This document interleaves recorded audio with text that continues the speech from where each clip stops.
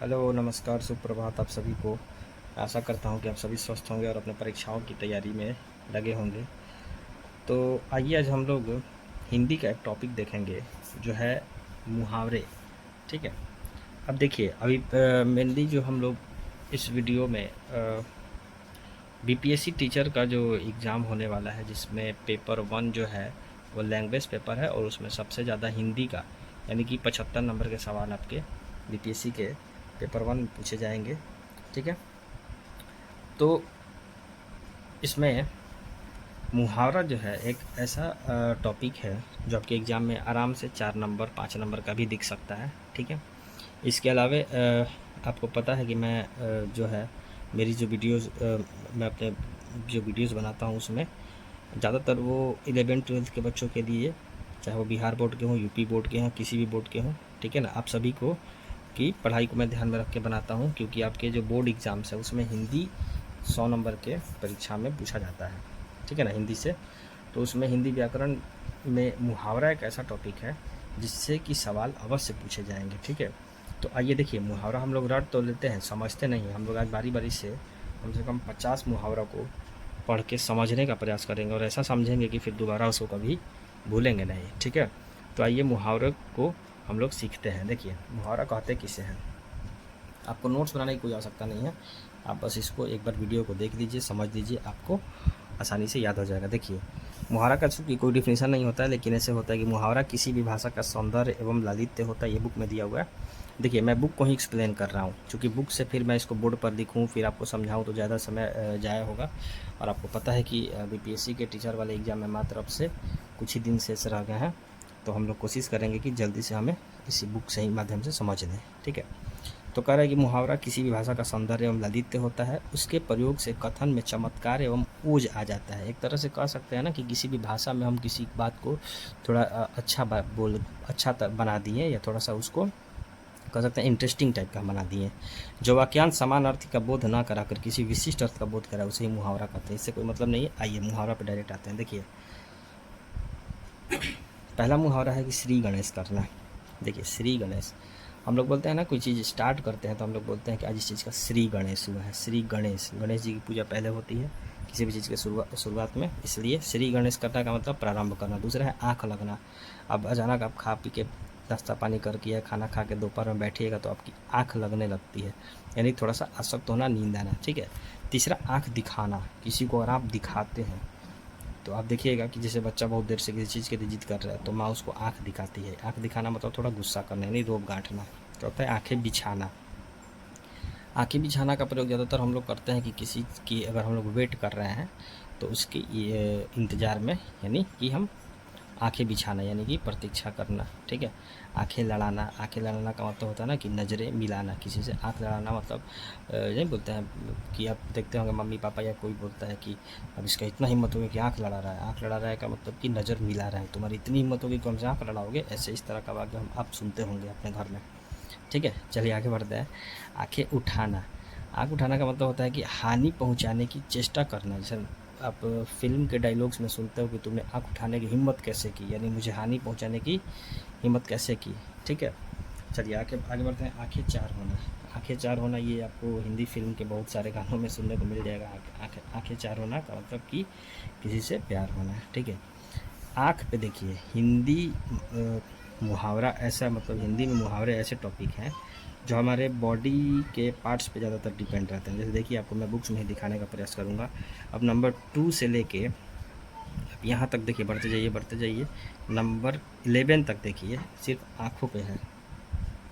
हमारा मुहावरा आँखों पे है। आँख लगाना, आँख दिखाना, आँखें बिछाना, आँखें लड़ाना, आँखें उठाना, आँखें चार होना, आँखों का तारा, आँखें मूंदना, आँखों में धूल झोंकना।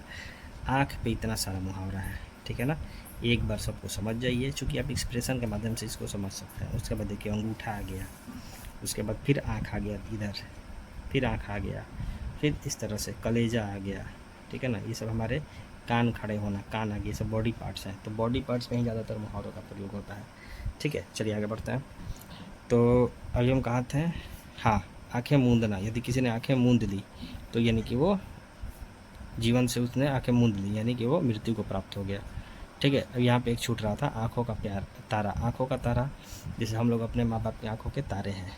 कोई भी ठीक है, तो क्या है कि अत्यंत प्यारा होना। ठीक है, चलिए आगे बढ़ते हैं। अब उसके बाद है कि आँखों में धूल झोंकना। जैसे हम लोग किसी को बोलते हैं ना कि वो इतना दिन से ये मेरे आँख में धूल झोंक रहा था, यानी कि धोखा देना। आँखों में धूल झोंकना का मतलब धोखा देना। ठीक है, उसके पीछे कह रहा है उसके बाद कि आँखों का पानी गिरना, यानी कि आँख में जो पानी, जब हम लोग बोलते हैं कि इसके एकदम आँख में थोड़ा सा भी लाज शर्म नहीं है, इस तरह का सेंटेंस आप ज़रूर सुनते होंगे। इसका मतलब ये होता है कि इसके आँख की जो पानी है वो गिर गई है, यानी कि इसके अंदर का जो शर्म है वो गिर गया, यानी कि कैसा हो गया है, तो बेशर्म हो गया, यानी आँखों का पानी गिरना, बेशर्म होना। उसके बाद है कि अंगूठा चूमना। अगर कोई अंगूठा चूमता है, छोटे बच्चों को देखेंगे कि ज़्यादातर अंगूठा चूमता है, लेकिन अगर सेंटेंस में अगर कहीं आपको अंगूठा चूमना वर्ड आ गया तो ठीक है, चलिए आगे बढ़ते हैं। अब आंखें पथरा जाना के बाद होता है अकल का दुश्मन। जैसे हम लोग बोलते हैं ना कोई कि एकदम अकल का ही दुश्मन है। अकल का दुश्मन की मतलब कि इसको कोई भी क्या है कि मूर्ख है, एकदम महामूर्ख है, ना समझ है, एकदम बुद्धि नहीं है, इसको अकल का दुश्मन है। अकल का इसके पास कोई ये नहीं है।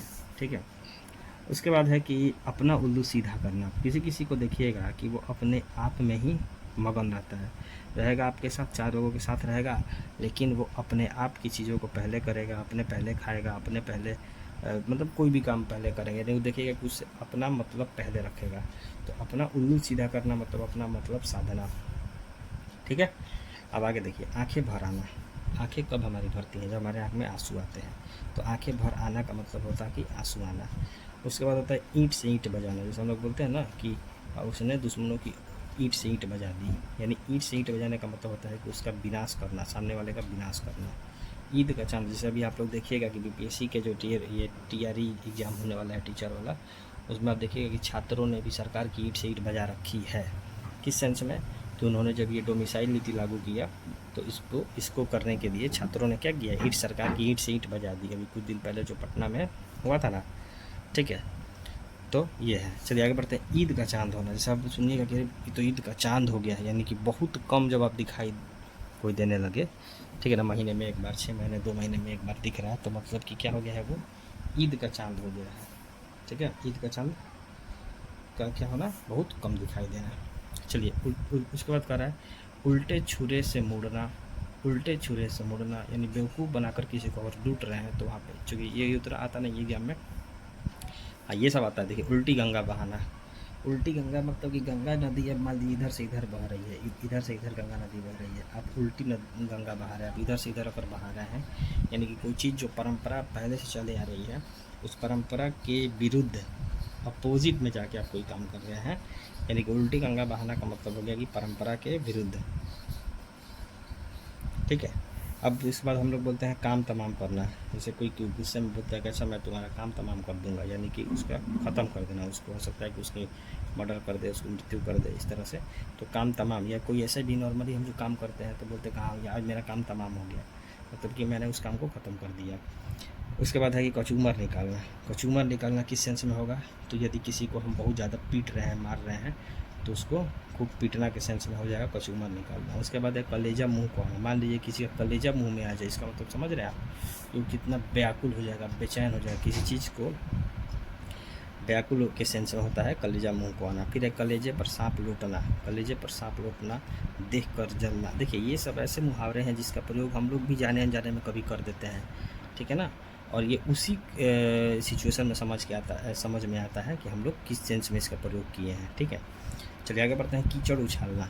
कीचड़ उछालना का मतलब होता है कि किसी पे आरोप लगाना, कोई गलत आरोप में हमने किसी पे, अगर कोई किसी पे देखते हैं कि कोई गलत आरोप लगा देता है तो उसको कहते हैं कि कीचड़ उछाल दिया है। ठीक है ना, कीचड़ उछालना। उसके बाद कान खड़े होना। कान खड़े होने का मतलब होता है कि सावधान होना। कुत्ता वगैरह को आप देखिएगा थोड़ी सी आवाज़ सुनता है जब उसका कान खड़ा हो जाता है, यानी कि वो क्या होता है, सावधान हो जाता है। ठीक है ना, चलिए आगे बढ़ते हैं। अब देखते हैं कान पकड़ना। कान पकड़ना का बाज आना होता है। उसके बाद होता है, देखिए अब यहाँ पे कान वाले शब्द शुरू हो गए हमारे। अब मैंने भी कहा कि बॉडी पार्ट्स पे ही ज़्यादातर मुहावरे होते हैं। देखिए कान, कलेजा, कमर ये सब है ना, खून ये सब क्या हमारे बॉडी पार्ट्स में ज़्यादातर मुहावरे होते हैं। देखिए कान देना। कान देना मतलब कि किसी बात, हम लोग कोई बात कर रहे हैं अगल बगल, हम लोग थोड़ा उसके बात पर कान दे रहे हैं। कान देना का मतलब ध्यान देना। फिर उसका उल्टा ही हो जाएगा, कान पर जूं ना रेंगना। तो हम लोग बोलते हैं ना किसी को कि हम इसके बात कोई बात किसी को बोल रहे हैं, लगातार बोल रहे हैं, वो कर ही नहीं रहा है, तो हम लोग बोलते हैं कि इसके कान पे एकदम जू नहीं रेंगता है, मतलब कि ध्यान नहीं देता है कोई बात पे। कान काटना, कान कटना मतलब होता है कि बढ़ चढ़ कर काम करना। आपने कोई इतना काम किया, कोई आपसे इतना ज़्यादा काम कर दिया, कोई आपसे छोटा है, तो आपने क्या किया कि अच्छा वो मेरा कान काट रहा है, मतलब बढ़ चढ़ कर आपसे काम कर रहा है। चलिए आगे बढ़ते हैं। कलेजा फटना, कलेजा फटना दुख होना। कलेजा कब फटेगा? जब किसी को बहुत ज़्यादा दुख होगा तो कलेजा फटना, ठीक है। कलम तोड़ना, कलम तोड़ना मतलब होता है खूब लिखना, लिखते लिखते लिखते लिखते मान लीजिए इस कलम को तोड़ दूँ, लिखते लिखते लिखते यानी खूब लिखना। ये एग्जाम के दृष्टिकोण से उतना इंपॉर्टेंट नहीं है, ठीक है, फिर भी पढ़ेंगे। कमर कसना, तैयार रहना। कमर टूटना, बेसहारा, मैंने किसी को कमर टूट जाए, कमर टूट जाए तो उसका कोई सहारा बचेगा? कुछ नहीं बचेगा, उसका शरीर खड़ा नहीं हो पाएगा, तो ये बेसहारा हो जाएगा, ठीक है। अब खेत आना, खेत आना का मतलब होता है युद्ध में शहीद होना। खून खोलना, ये सब आता है एग्जाम में। खून खोलना का मतलब गुस्सा बहुत ज़्यादा चढ़ना, गुस्सा चढ़ना, ठीक है। चलिए आगे बढ़ते हैं। अब इसमें है कि ख्याली पुलाव पकाना। देखिए काम न धंधा, बैठ के दिन भर सोच रहे हैं कि सही ये करेंगे, फिर वो करेंगे, फिर वो भी कर देंगे, इस तरह से। तो ख्याली जब पुलाव हम लोग पकाते हैं तो कोरी कल्पना, वैसी कल्पना जो कभी पूरी होगी नहीं, लेकिन उसको बैठ के हम लोग ख्याली पुलाव पका रहे हैं। अब एक खून का घूंट पीना, खून का घूंट, आप सोचिए खून का घूंट कब पिएंगे? भीतर ही भीतर सह कर रह जाना, भीतर ही भीतर सह कर कोई चीज़ कोई बात रह जाना, तो जो खून का घूंट लोग बोलते हैं ना, उस दिन तो हम खून का घूंट पी के रह गए थे, इस तरह से, ठीक है। गुल खिलना, गुल खिलना मतलब कुछ होना, कुछ अच्छा होना। गंगा लाभ करना, मर जाना होता है। गंगा लाभ, गंगा के पास हम लोग अंततः कब जाते हैं? जब हमारी मृत्यु हो जाती है, तो किसी की मृत्यु होती है तो वो लोग कहाँ जाते हैं? गंगा जी के पास, तो गंगा लाभ करना। फिर एक गले, फिर आगे है कि गले पर छुरी चलाना। देखिए गले पर छुरी चलाना, मान लीजिए किसी गले पर छुरी चलाने पे क्या होगा? उसकी हानि ही होगी, उसका खून निकलेगा, उसको हानि पहुंचेगी, मर भी सकता है। यानी गले पर छुरी चलाने का मतलब हो गया हानि पहुंचाना। गुदड़ी का लाल होना, गुदड़ी का लाल होना का मतलब होता है कि गरीब के घर कोई गुणवान व्यक्ति पैदा हो गया जिसने उस घर की गरीबी ही ख़त्म कर दी, ठीक है। घी